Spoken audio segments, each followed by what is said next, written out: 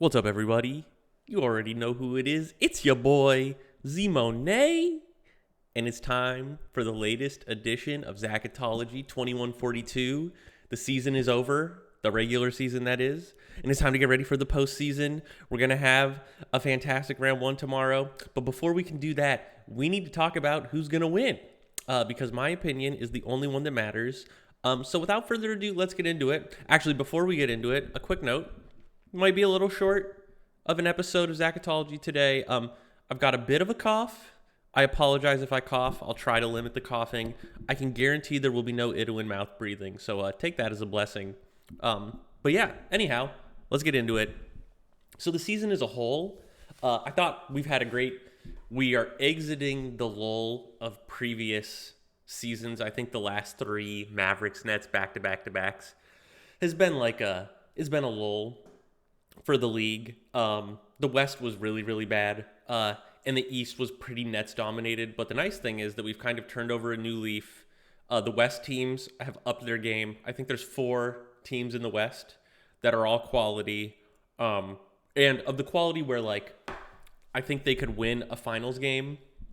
Not win a finals game. They could win a final series even if they're not favored. And then out East, I think we have 5 really good teams. I think really only 3 of them have championship aspirations. More on that when we talk about the 4-5 matchup out there.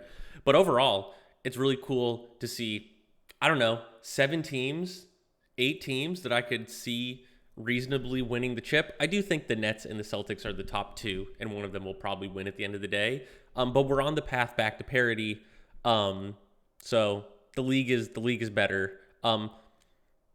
Yeah, those are overall thoughts. I'm vibing with the season and the future of the league again after kind of being a bit in despair about the Nets, although we'll talk about them. So anyways, let's get into the individual matchups. We'll just go from the bottom up. So first, in the East, we have the 1-seeded Celtics against the 8-seeded Cavs.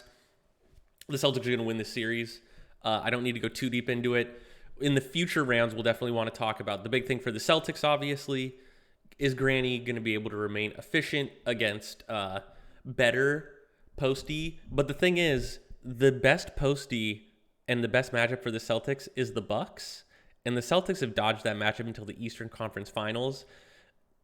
The Cavs don't have the postie. Efren Strong's just a little old.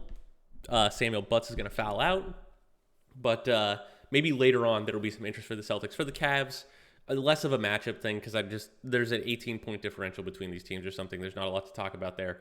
The one point I'd like to make is, God, Jesse really should have gotten rid of Samuel Butts and Emmett Joyce just earlier. The Cavs need to go full tank and get over their shit. They're kind of stuck in no man's land, and I just don't really understand why Jesse's doing it. He'll say some shit about oh, I don't care, or it's what I want to do, but it just, at this point, doesn't make any logical sense. 4-1 Celtics, they will cruise to a more exciting second round. All right, Wizards Hawks. This is going to be a great matchup. The statistics on these teams are basically equivalent. So in terms of just net quality, very close. The Wizards are the same old Wiz team. That solid post D, Watchman, Zubero, along with that twosome in the backcourt, of Chuck and Timmy Hamilton. Timmy Hamilton regressed after his last season.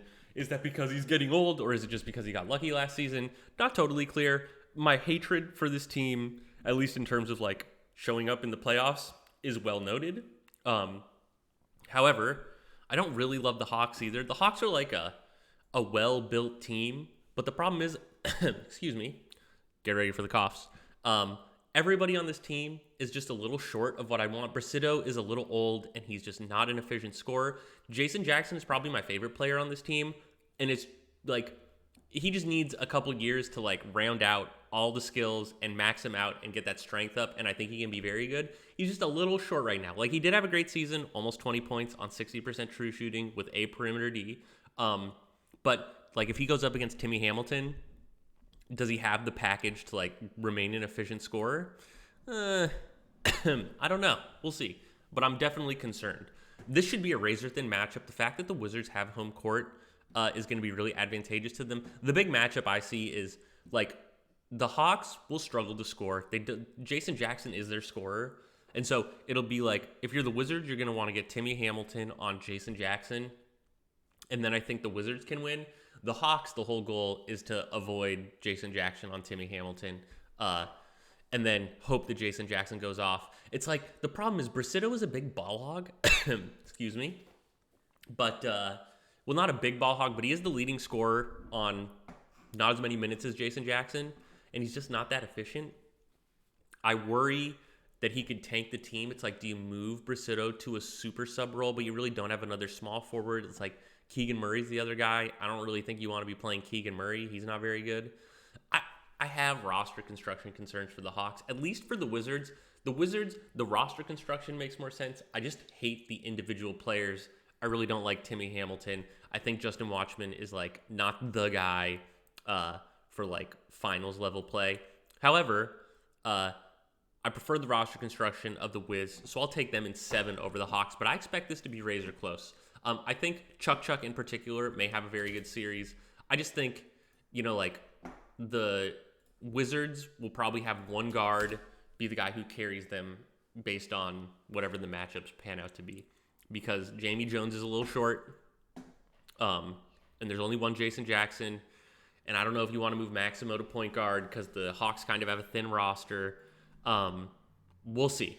So Wizards in 7. Brian, I'll give you this one before I go on the full hate train in the next episode. Okay, next we have the 2-seeded Nets against the number 7-seeded 76ers. Everybody knows the Nets, but actually they've changed a little bit. Obviously, Olin is the best player in the league. He's like kind of quietly cementing himself as the best of all time. The stats is like he's not chucking from 3, but his true shooting is just consistently in the low mid 60s, 63 this season on 30 points per game. But he's like the number 1 rebounder in the league. He's a 2-to-1 passer, assister, and he's averaging 4 stocks. I mean, it's lunacy. He's a monster. However, all that being said, I feel like the Nets, like I didn't follow every move. I'm just looking at the roster in this state. It just feels like they fucked up. Their team's worse than it's been in previous seasons. I don't know why it's that way, but like outside of Wilford, I don't love this team. Guys like Dimitri Smith and Shane Sullivan are fine, but I find them kind of as limited as players. Like really, the only offense I would want on this team is probably Wilford and Olin. I don't want guys like Shane Sullivan, Geronimo Garibay, and Dimitri Smith. Dimitri Smith less so, but like Shane Sullivan, Geronimo Garibay, even Andy Wood to an extent, like who are arguably providing more offense than defense, is not what this team needs. This team needs more defense and just let the star players be the star players and score the ball in Wilford and Olin. And we can see that in the sense that the Nets are only 5th in defensive efficiency despite having Olin, which is like kind of unacceptably bad. Okay, now that's just like ignoring the matchups because the reality is the 76ers are not very good. Outside of Skeeter Jones, this team is pretty terrible. Paolo might be on the come up, but the problem is he doesn't play defense yet, and like he's going to need to get even more offensively skilled to really present a problem. So like could the Sixers steal a game or two if Skeeter gets hot from 3? Yes, but even Skeeter, who I like as a player because he plays offense and defense at least, is still only getting 16 points a game on 60% true shooting, which is like, those are good numbers, but that rate of usage is clearly not enough to take over a game and, represent really being a threat, along with the fact it's highly likely he's going to get matched up against Olin Harris, which is just like, yikes. Because, like, obviously he's the best man defender, but I could also see Skeeter being a bit of a turnover problem if he suddenly gets Olin on him. All in all, not a ton of crazy predictions here. I think the Nets take this 4-1. Nope, they're not going to win 5. Well, if they were allowed to play that many games, they would. 4-1, Nets cruise. Not a lot of drama here. Yeah, Jack's really just praying that Skeeter Jones and Paolo can have a game where they go off. Even if Paolo gets the Andy Wood matchup, which is definitely favorable for him, I just think the rest of the quality on the team is so low. The corpses of Damon Vogler and Evan Mobley probably won't be enough to hold Wilford. Yeah, so, no shockers here. All right, now we have the Bucks and the Bulls. I think this one is maybe a little more interesting than people think. So the Bucks obviously have updated and are infamous now for this best defense of all time. They very well may be. because I think we're maybe in an offensive era, despite the fact they put up these crazy numbers. It's not hard to see why the Bucks defense, is so awesome. Their starting five is full of elite defenders. Like their worst defender in their starting five is like, because it's Z Money, Santoro, Eastwood, Dean, and I think Valdez is the starting small forward. And so like Valdez is your worst starting defender, and he's still an A- guy, although in perimeter D and block, while being 6'5" and good athleticism. Whatever. All in all, this team has very good defense. It's really easy to see why they're good. The big question is like, will Santoro start shooting you out of games a la Timmy Hamilton? It's a very real concern. You want the ball to be going to Wes Eastwood if you're the Bucks at this point. How you make that happen, I don't know. But like, that's what I feel like Noel should be thinking about. Do you get really crazy and like make Santoro a super sub and still give him 40 minutes a game, but start him on the bench as like a way to try and stagger the minutes? I don't know. That's probably overthinking it for this matchup against the Bulls, where the Bucks are so good. But that's kind of where my head is at with the Bucks. Okay, for the Bulls. So the Bucks have the best defense in the league. The way they're going to win is by throttling the other team and not letting them score. What's interesting, I don't love this Bulls team. They did win 54 games. They do have a plus minus of 5.5. The kind of vibe of the Bulls is they have a bunch of these kind of like second-rate guards, like 5 of them, that are all kind of good three-point shooters. They're all like got some good athleticism. They're just like good scorers, but not great, right? Like they're all high 50s in true shooting, but they're not 60s. However, what's interesting is, like I said, they've got like 5 dudes who are kind of about 40% three-point shooters. Brant Jones, 39%. Seth Lee, only 36%, but he's had multiple seasons over 40%. Serge, 41% this season. Roman Balakeliev, obviously well over 40. He's like a 41, 42 guy for his career. And then Jamel Abraham, who's only at 35, but like 6'6", A-. So the one thing that the Bucks are weak to is the thing everybody's weak to. It's the three-point ball.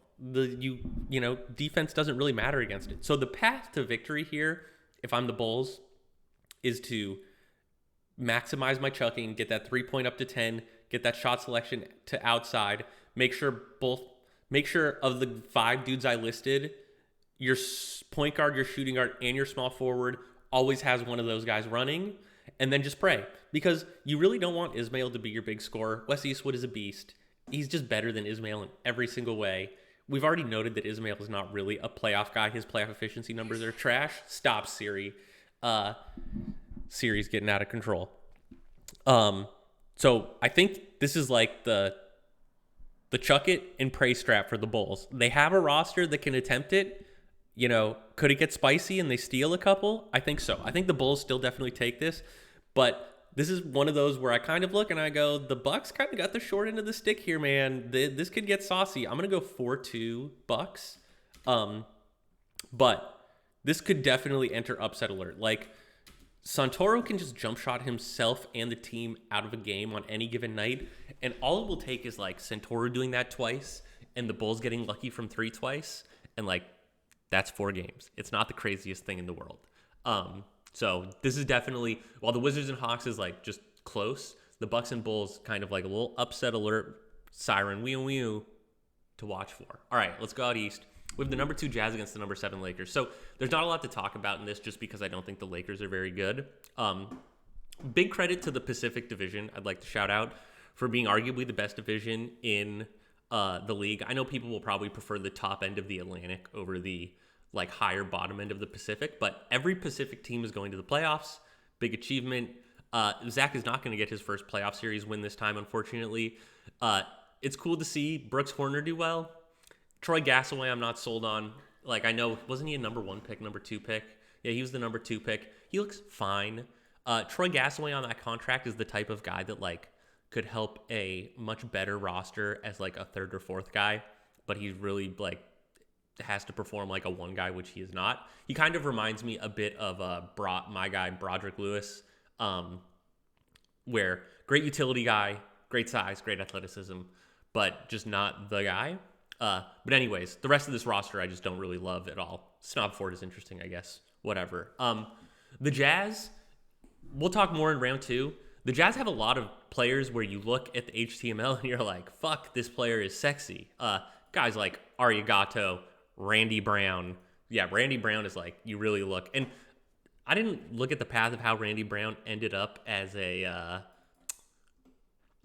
Jazz, but can we get a little commissioner collusion, cheating, Cody leaving, and just selling his players hype going on here? I don't know. Seems dirty. But Randy Brown is dope. Wilt Nichols is obviously like getting that. He's not getting a star role now. He's well known to be a star. He's continuing to produce at that unbelievably efficient rate. He looks fantastic. This team's offense is sick. The problem with it is, like, I think this team is overloaded on offense and they don't have enough defense. Like, really, Randy Brown is the only true great defender here. And even he is less of a pure great defender and more just like great size, great athleticism, and multi-use. So like he can defend a bunch of positions rather than like your classic AA defender. The Jazz basically have no AA defenders on the entire thing. There are a few guys with A's, but it's really easy to see when you look at the offensive versus defensive efficiency of what I'm talking about. The Jazz were the number 1 offense and they were the number 8 defense. I just wonder if certain teams will be able to take advantage of the holes in the Jazz's defense and make them pay. It's not going to happen against the Lakers, though. The Jazz are going to cruise 4-1. So we'll give the Jazz 4. We'll give the Lakers 1. I would say out of the Western teams, of the Warriors, Jazz, Sonics, Clippers, I definitely probably like the Jazz maybe the least out of the 4 to take it all the way, because of how weird and one-dimensional a lot of their players are. It concerns me. Give me till the next episode to refine those thoughts into something a little more salient, but it's a vibe that's on my mind for the Jazz. Next up, we've got the number 3 Sonics against the number 6 Suns. So the Sonics are like the all-around balanced squad of the West. They do everything well at every layer. The only thing that's their downfall is they just lack a true top-end star. Offensively, the Sonics have good paint scoring from Seth Charles. They have good mid-range scoring from Broderick Lewis. They have good three-point shooting, which is probably their specialty with Joe Sandberg and Augusto Salusjano. They rebound the ball really well. They play great defense at every level. They're top 5 in both offense and defense. This is kind of harkening back to those Sonics teams that made the finals against the Pistons, where it's like, I think Joe Sandberg was an all-star, no all-NBA selections, but like very good role players at every level. The Sonics really feel like a year or two away from proper contention. Guys like Matthew Dorsey and Michael Lewis, and there's one other guy. Oh yeah, Seth Charles. Like, all these guys are kind of like 25 with the ratings not filled out. But the Sonics have the sauce to make a run. Like, when Joe Sandberg and Salusjano take 15 to 23s and they make over 10 of them, like shoot 50%, this team is good. Very good. And again, they're really hard to exploit. The big hole on this team is Augusto being short at point guard. And so that plays into the Suns. So the Suns are the other. I really like the Sonics as a young, upcoming team. A lot of really good young talent. They're pretty close to in their prime, but like on the younger side. The Suns are like the very young team with a lot of interesting talent. Ousmane Dieng. Let me pull up the Suns so I can give them their proper due. Ousmane Dieng, Carlitos Felipe, and Hironobu Sakaguchi are all like prospects that could be good. They're not there yet. They need time. But what makes this matchup interesting is the addition of Cristiano Maras. Like, look, Maras has had a really rough shake of it throughout the season. Although once he moved to the Suns, it seemed like he started doing better. The Sonics outclass the Suns basically at every level. The one difference is like, okay, if Maras plays point guard, the Sonics, do they play Augusto Salusjano at point guard? And then the worry is that like Maras could go for 50 for a few games and like make this a saucy series. Then the Sonics also have the option of just going to Broderick Lewis, who's 6'10", athletic, solid defender, as a way to shut down Maras. And then you just like, but then you kind of lose the excitement and sauce of like putting up 140 on the crazy threes because Sosiano is one of the better 3-point chuckers in the game. While that matters, it feels like it's kind of a roster game plan decision that will happen on the margins. These teams are separated by almost 10 points in efficiency. It's just close enough where there could be drama, and the Sonics are notoriously unclutch in the playoffs. They're like 0-10 in close games. They're on an 0-10 streak in like games decided by 5 or less points in the playoffs. But I think the well-roundedness of the Sonics, especially with Jalen Duren out, like Seth Charles is probably going to have a really good game. The 3-point shooting you would be shocked if it doesn't come through at least a couple times. And it also is pretty hard for me to imagine Cristiano Maras producing often enough. There's just too many things that seem low probability for the Suns to really pull this off. But I do think they could get saucy. Like, I think maybe the Sonics have a bad 3-point shooting game, drop one of the first two, and they also drop one in Phoenix. Like, all of a sudden we're going to 6. The 6th game is in Phoenix. Who knows what happens? I think I'll go 4-2 because I'm beginning to get very wary of the Sonics and their playoff results. And I'd like to see them win a series confidently before I give them too much love. But I do like the Sonics in terms of their roster construction to go deep in the playoffs. And statistically, they're right up there with everybody in the West. All right, next we have the 4-seeded Rockets against the 5-seeded Warriors. So the Rockets... they're just kind of cruising in the worst division in the league. They have some interesting players that I don't hate. Like Henry Percy is kind of interesting as a scorer. D'Angelo Wilson is like a quality big man, very reminiscent of my guy Stephen Anderson, where it's like, yeah, he's worth a max. You pay him, but he's not your star player at all. Carlos Laurineta is young. Is he good enough? It's unclear. He doesn't really play defense. He doesn't quite score well enough. And then the corpse of David Del Valle, which I'll talk about when I get to the matchups in a sec. This team doesn't really inspire me. I feel like most of their positive stats are because their division is so bad and less because they're a great team. Yeah, I just think this team isn't great. The Warriors are the big question mark in the West. No Carmichael Brown and no Franklin whoever for most of the season. However, even though they came back and they did go on a big run, they had a really bad last sim that does kind of make me wonder whether they're of the same quality as the top 3 in the West. Look, the Warriors finished with a 5.7 point differential, which is fine. Do you really mean to tell me? Because Franklin, what's his name? Franklin Johnson, even once he came back, is only playing about 15 minutes a game. So really, this comes down to whether you think Carmichael Brown over Thomas McDonald is worth like 10 points in differential. I don't think he is. I think the Warriors are still clearly the 4th best team, and they definitely have a well-constructed roster for the playoffs in aspects, but like I think they're still below the Clippers and the Jazz and the Sonics. However, all that being said, they don't have to beat the Clippers or the Jazz or the Sonics. They have to beat the Rockets. The way they'll do it is with Carmichael Brown and Diesel Buckner because they're going to get the ball more than anything. Like, I know Takashi is sexy, but he's not the highest usage guy. So he's kind of like, you love the fact that he's going to produce at a super high efficiency. But really this will come down to whether Carmichael and Diesel are going to be able to score efficiently. And against the Rockets, they will, because I really don't like the Rockets' front court. D'Angelo Wilson is good, but that's the only quality defender that they have. I think we might see Contour Bakwa from the Rockets get some run. He's interesting. He's big. He blocks shots. He has posty, but he's one of those players that is so bad at everything else, right? He's a insane turnover machine for how much he plays and how low his usage is. He is not a good rebounder. Those two things really are what it comes down to more than anything. That, like, I feel like he hurts your team net, but I really expect to see that combo getting most of the minutes. Maybe Chris Griffin also gets some run. Because Gustavo Estes, who's like the guy on the max for the Rockets that you would think is the good player, I think is just actually a terrible matchup for the Warriors. He's a bit foul-y, which you really don't want. And he just doesn't block many shots, which I feel like is probably something you want. A- post defender. So anyways, the Rockets will have to figure out the front court, but the front court of the Warriors I feel like is just straight up better. The path to victory for the Rockets is of course going to be like, can we do a Hail Mary and have Red David Del Valle go off for a few games?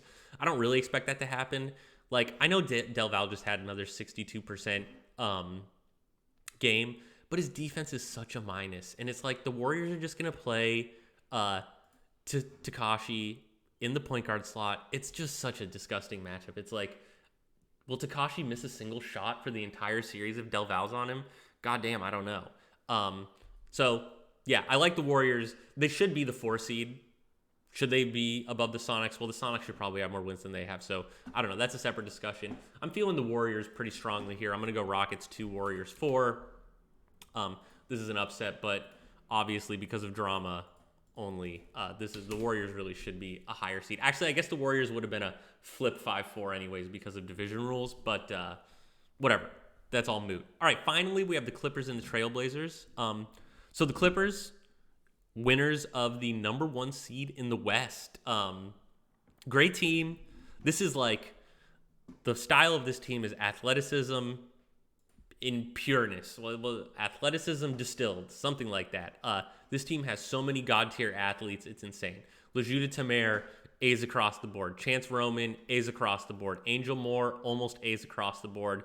And like Christopher Carmichael and Joseph Gendron are not bad athletes, although they're kind of more like second-tier guys, like that are just like good size, a couple good ratings.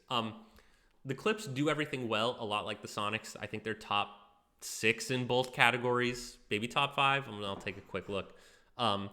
Yeah, the Clips were 6th in defense and 4th in offense. So like the Sonics, one of these super well-rounded teams. The big question for me is there's kind of like 3 marks about the Clippers that worry me, why I don't necessarily love them for the playoffs. Okay, mark 1, Chance Roman and fouls. Chance Roman plays 30 minutes a game and he gets 3.2 fouls a game. That's scary, especially when he's probably your best offensive weapon. And when you don't have fantastic depth, like the backup player for this team is Pedro Pinel, who, while he's a okay defender, is like a bit of a chucker. His usage could be a little worryingly high. Sorry, little cough moment. And not just a fantastic fill-in. And then you also have Darren Holmes, who I don't think Doc will be playing Darren Holmes as the fill-in for Chance Roman. We'll leave it at that. So Chance Roman's fouling obviously is scary. Second thing that's scary, Lejuda Tamer had a great season, 62% true shooting, 20 points per game. But the way he did it, by hitting this like career high 42% from 3 while being a B+ 3-point shooter, I just don't think that's going to stick. So I think, with Lejeune, will he be able to continue to score at this very good, efficient rate? We'll see. But I think that will go down. And then Christopher Carmichael, similar vibe to Lejuda Tamer, just like, maybe there's, because this team isn't like an elite passing team. Gendron is a fine passer. He's not like a god-tier passer. But Christopher Carmichael, his jump shooting percentage, magically up by almost 6% higher than his previous best ever. And it's like, oh, I wonder why his true shooting magically went up to the best it's ever been. Because he's just randomly hitting these insane, unsustainable career highs for inside percentage jump shooting percent. I don't have Ampy in front of me, but I would suspect that the Clippers are pretty high in luck because signals like this say to me that the Clippers just had favorable luck for the season. They're still a fantastic team and are more than capable of winning everything, but I don't think they're like the clear standout. Like you might see, the best margin in the hardest division, they're the best. I kind of see them as more equal with the Sonics and Jazz at a base level, not better. So that was my spiel. On the Blazers side, Blazers are just not great. It's a bunch of pieces that don't fit together super well. I like Gamez outside of the contract, but like for this run, Gamez could be interesting. Can he beat up on Nolan Price of the Clippers? Yeah, he very well could. Epifanio, I like, but he's got no scores to pass the ball to, so it's like, does it even matter to have the passing? Tony Collins and Ciro Kohuango, Donnell Urquhart, like these great, larger, multi-tool guys. Donnell, obviously notorious chucker, so he's probably more of the bench guy, while the first 2 guys I mentioned, Collins and Ciro, will do most of the scoring. At the end of the day, I think the biggest issue for the Blazers in the matchups will be Angel Moore. Francis Threadgill, F- quickness. You can't put Angel Moore on Francis, or you can't put Francis on Angel Moore. Devon Santiago, midget, not particularly athletic. I've always Never felt like Santiago was like a playoff performer. The stats back that up. If you look at his playoff efficiencies, they're just poopy. So I think Angel Moore in particular will probably blow this one apart. I do think like, Tony Collins and Ciro are not the worst matchups to have to put on Chance Roman and Lejuda Tamer. Big, good defense. So they could shut him down there, maybe win a game or two. But the Clippers, along with just being more talented, also have the matchup advantage with Angel Moore. I think we'll see a big Angel Moore series, and that'll be all there is to say. I'll go 4-1 Clippers over Blazers. So here we go. These are the predictions. In terms of the round one matchups, outside of the Wiz Hawks, maybe the Bucks Bulls, well, there will be some West matchup that unexpectedly goes deep. I don't know if it'll result in a upset. Pretty straightforward, but round two is going to be fucking saucy, y'all. It's going to be really exciting. Like, there's enough teams in each conference to have every round two matchup be absolute crackerjacks. So stay tuned. Until next time, toodles.